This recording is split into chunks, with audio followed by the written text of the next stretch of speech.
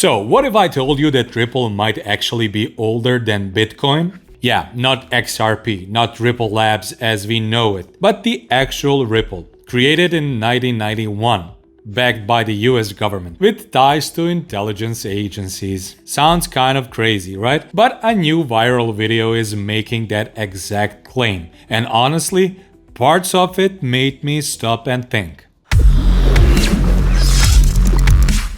Welcome back to Captain Altcoin, and today we will talk about one of the wildest theories I've seen in a while. A conspiracy that says Ripple was founded long before Bitcoin, and not by crypto pioneers, but by US intelligence. This theory comes from Edward Farina, a known XRP supporter and researcher who talked about this topic in his video on Twitter. In it, he connects Ripple to a company from 1991 called Ripple Communications and claims it was all part of a government plan to control the global financial system. Now, before I go further, I'm not saying I believe everything here, but I think it's worth talking about it, because even if it's not 100% true, it says a lot about the trust issues in crypto today. So, here's what Farina says. Back in 1991, years before Satoshi Nakamoto even wrote the Bitcoin white paper, a company called Ripple Communications was incorporated. He says this wasn't just another startup out there. It was connected to people in US intelligence. One of them, Susan Heckenberg, reportedly worked at the Ripple Communications and later held roles at INSA.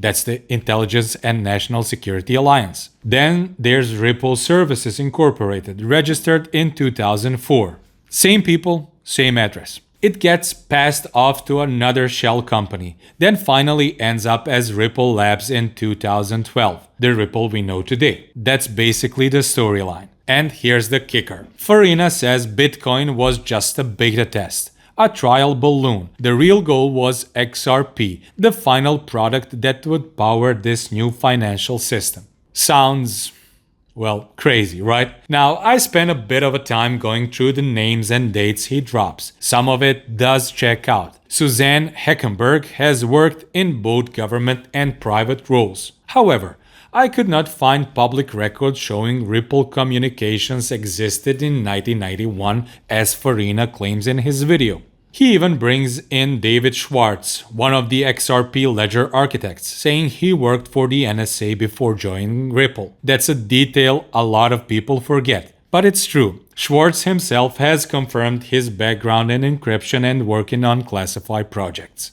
But does that mean XRP is a government tool? That's where things get complicated. Let me be honest here. I don't buy the theory. I think Farina is making some big leaps in logic, but I also don't think he's just making things up for attention. The connections he's pointing out are real. It's just that he's interpreting them in a way that fits his narrative. And look, in crypto, we're already dealing with trust issues, decentralization debates, and shadowy teams launching tokens. So when someone lays out a story like this and ties it to a coin like XRP, one of the most polarizing assets in crypto, of course people are going to listen. It taps into that deeper question we all have sometimes. Is the market really decentralized? Or are we just playing someone else's game? Personally, I think the idea of Ripple being a deep state operation from the 90s is a stretch. But I do believe there's more to XRP's story than meets the eye. From the early OpenCoin days to the founders' connections, the Ripple's battles with SECs, there's always been something different about this project. Maybe that's why it has such a loyal community. Maybe that's why some people think it's destined to flip Bitcoin someday.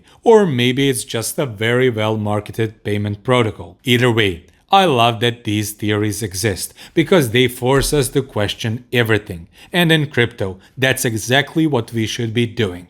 Let me know in the comments, do you think Ripple's history is more than just a coincidence? Is XRP part of a bigger plan, or is this just another crypto conspiracy theory? If you enjoyed this one, make sure to hit like, subscribe to Captain Altcoin, and ring that notification bell so you never miss the weirdest stories in crypto. I'll catch you in the next one.